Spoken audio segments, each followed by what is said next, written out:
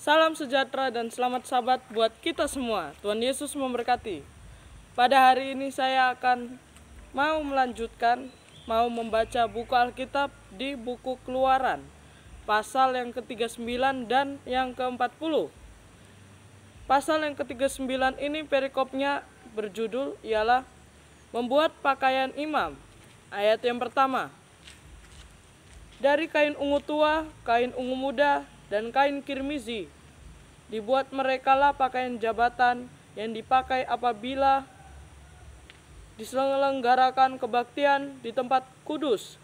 Juga dibuat mereka pakaian-pakaian kudus untuk Harun, seperti yang diperintahkan Tuhan kepada Musa.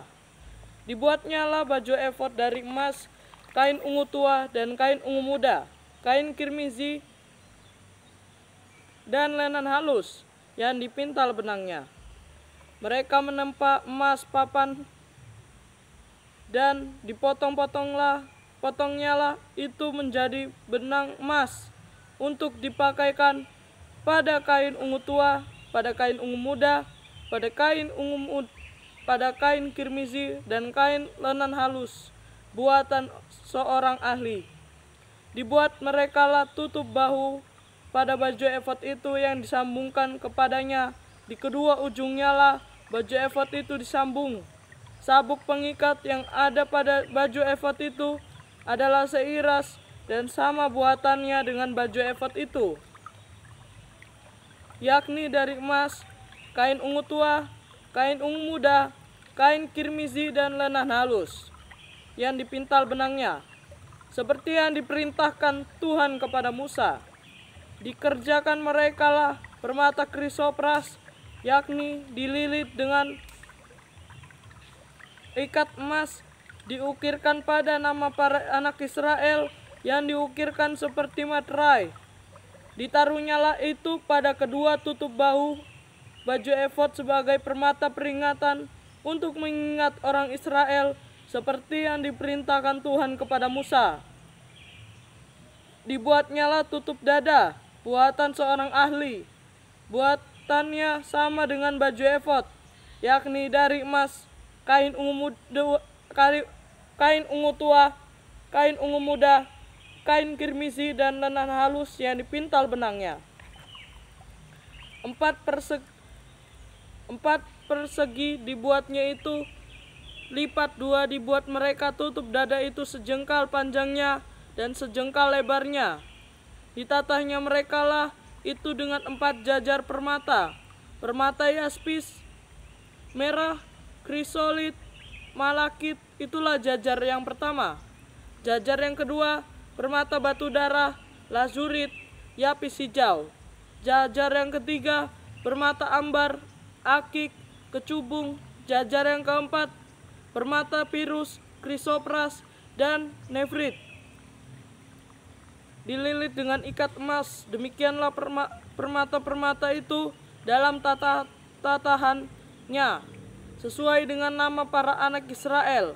Permata itu adalah 12 banyaknya, dan pada tiap-tiap permata itu ada diukirkan seperti materai nama salah satu suku dari yang 12 itu. Juga dibuat merekalah untuk tutup dada itu untai berpilin yang buatannya sebagai tali berjalin dari emas murni. Dibuat merekalah 2 ikat emas dan 2 gelang emas, dan kedua gelang itu dipasang pada kedua ujung tutup dada. Dipasang merekalah kedua untai emas yang berjalin itu pada kedua gelang itu di ujung tutup dada. Kedua ujung lain dari kedua untai berjalin itu dipasang merekalah pada kedua ikat emas itu. Demikianlah dipasang pada tutup bahu baju efod di sebelah depannya. Dibuat merekalah 2 gelang emas dan dibubuh pada kedua ujung tutup dada itu, pada pinggirnya yang sebelah dalam yang berhadapan dengan baju efod. Juga dibuat merekalah 2 gelang emas dan dipasang kepada kedua tutup bahu baju efod di sebelah bawah pada bagian depan, dekat ke tempat persambungannya.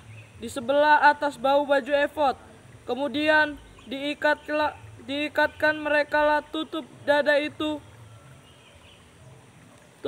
itu dengan gelangnya pada gelang baju efod dengan memakai tali ungu tua sehingga tetap di atas sabuk baju efod, dan tutup dada itu tidak dapat bergeser dari baju efod seperti yang diperintahkan Tuhan kepada Musa. Dibuatnyalah gamis baju efod buatan tukang tenun dari kain ungu tua, kain ungu muda, kain kirmizi yang dipintal benangnya. Dibuat merekalah giring-giring dari emas murni, dan ditaruhlah giring-giring itu di antara buah delima. Pada ujung gamis itu berselang-seling di antara buah delima itu, sehingga satu giring-giring dan satu buah delima selalu berselang-seling pada sekeliling ujung gamis yang dipakai apabila diselenggarakan kebaktian seperti yang diperintahkan Tuhan kepada Musa. Dibuat merekalah kemeja dari lenan halus buatan tukang tenun untuk Harun dan anak-anaknya,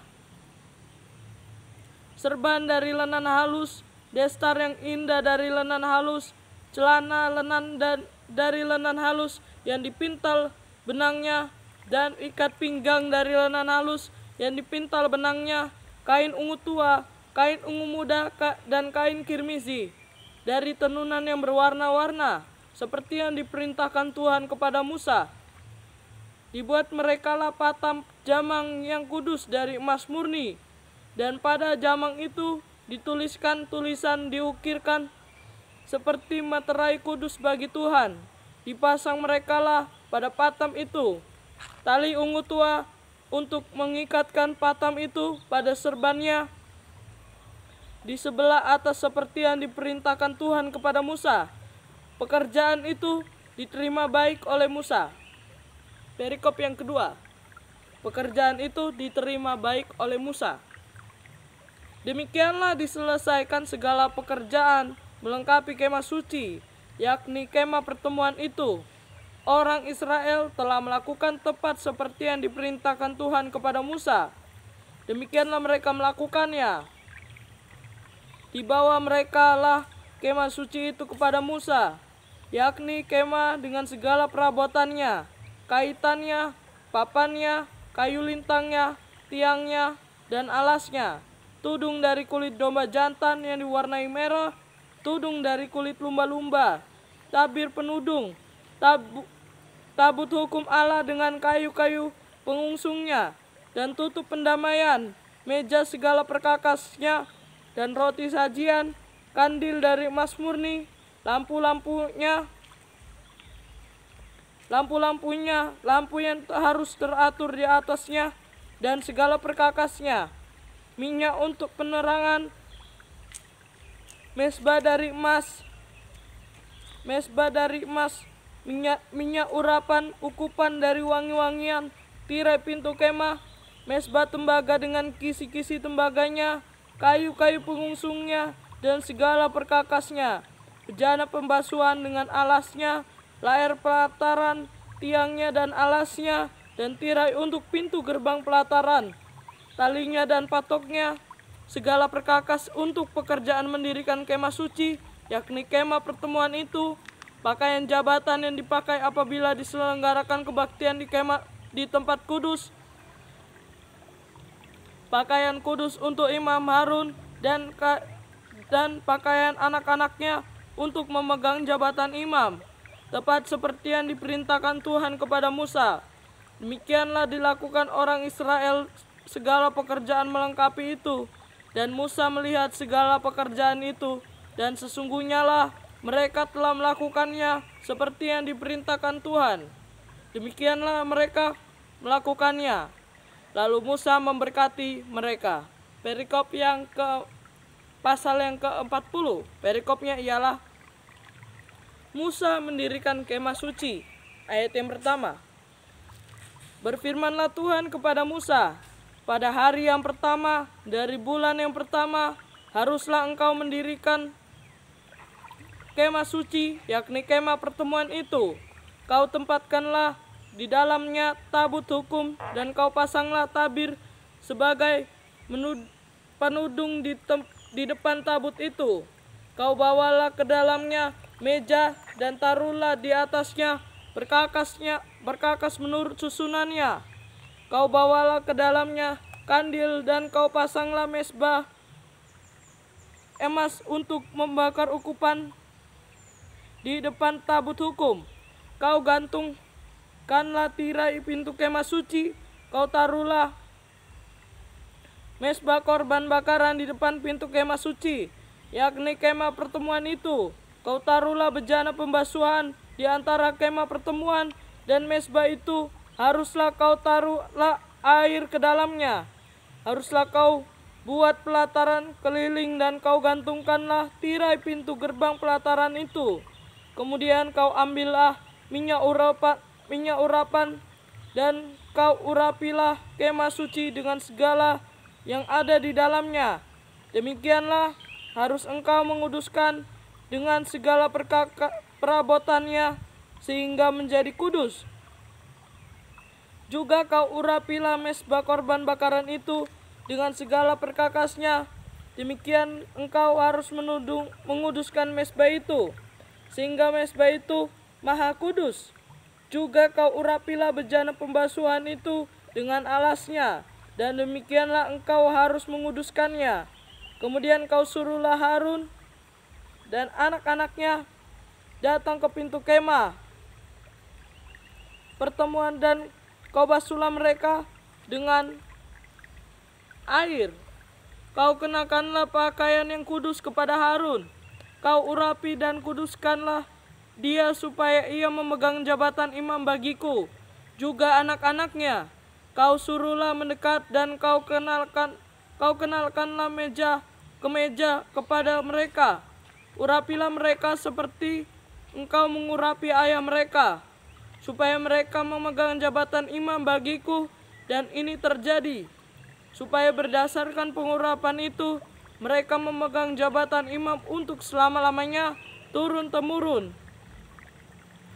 Dan Musa melakukan semuanya itu tepat seperti yang diperintahkan Tuhan kepada Musa. Tepat seperti yang diperintahkan Tuhan kepadanya. Demikianlah dilakukannya, dan terjadilah dalam bulan yang pertama, tahun yang kedua, pada tanggal 1 bulan itu. Maka didirikannya lah kemah suci. Musa mendirikan kemah suci itu, dipasangnya lah alas-alasnya, ditaruhnya papan-papannya, dipasangnya kayu-kayu lintangnya, dan didirikannya tiang-tiangnya. Dikembangkannya lah atap kemah yang menudungi kemah suci, dan diletakkannya lah tudung kemah di atasnya, seperti yang diperintahkan Tuhan kepada Musa. Diambilnya lah loh hukum Allah, dan ditaruhnya ke dalam tabut. Dikenakannya lah kayu pengusung pada tabut itu, dan diletakkannya tutup pendamaian di atas tabut itu. Dibawanya lah tabut itu ke dalam kemah suci. Digantungkannya lah tabir penudung, dan dipasangnya sebagai penudung di depan tabut hukum Allah, seperti yang diperintahkan Tuhan kepada Musa. Ditaruhnya lah meja di dalam kemah pertemuan pada sisi kemah suci sebelah utara, di depan tabir itu. Diletakkannya lah di atas roti sajian menurut susunannya, di hadapan Tuhan seperti yang diperintahkan Tuhan kepada Musa. Ditempatkannya lah kandil di dalam kemah pertemuan berhadapan dengan meja itu, pada sisi kemah suci sebelah selatan. Dipasangnya lah lampu-lampu di atasnya di hadapan Tuhan seperti yang diperintahkan Tuhan kepada Musa. Ditempatkannya lah mezbah emas di dalam kemah pertemuan di depan tabir itu. Dibakarnya lah di atas ukupan dari wangi-wangian, seperti yang diperintahkan Tuhan kepada Musa. Digantungkannya lah tirai pintu kemah suci. Mezbah korban bakaran ditempatkannya lah di depan pintu kemah suci, yakni kemah pertemuan itu, dan dipersembahkannya lah di atasnya korban bakaran dan korban sajian seperti yang diperintahkan Tuhan kepada Musa. Ditempatkannya lah bejana pembasuhan di antara kemah suci pertemuan, kemah pertemuan dan mezbah itu, lalu ditaruhnyalah air ke dalam untuk pembasuhan. Musa dan Harun serta anak-anaknya membasuh tangan dan kaki mereka dengan air dari dalamnya apabila mereka masuk ke dalam kemah pertemuan, dan apabila mereka datang mendekat kepada mezbah itu, maka mereka membasuh kaki dan tangan seperti yang diperintahkan Tuhan kepada Musa. Didirikannya lah tiang-tiang pelataran sekeliling kemah suci dan mezbah itu, dan digantungkannya lah tirai pintu gerbang pelataran itu. Demikianlah diselesaikan Musa pekerjaan itu. Perikop yang kedua dari pasal yang ke-40. Kemuliaan Tuhan memenuhi kemah suci. Lalu awan itu menutupi kemah pertemuan, dan kemuliaan Tuhan memenuhi kemah suci, sehingga Musa tidak dapat memasuki kemah pertemuan, sebab awan itu hinggap di atas kemah itu, dan kemuliaan Tuhan memenuhi kemah suci. Apabila awan itu naik dari atas kemah suci, berangkatlah orang Israel dari setiap tempat mereka berkemah. Tetapi jika awan itu tidak naik, maka mereka pun tidak berangkat sampai hari awan itu naik. Sebab awan Tuhan itu ada di atas kemah suci pada siang hari, dan pada malam hari ada api di dalamnya, di depan mata seluruh umat Israel pada setiap tempat mereka berkemah. Semoga firman yang saya telah sampaikan ini atau buku Keluaran dari pasal yang ke-39 dan 40 menjadi pedoman dalam kehidupan kita sehari-hari. Tuhan Yesus memberkati. Selamat Sabat.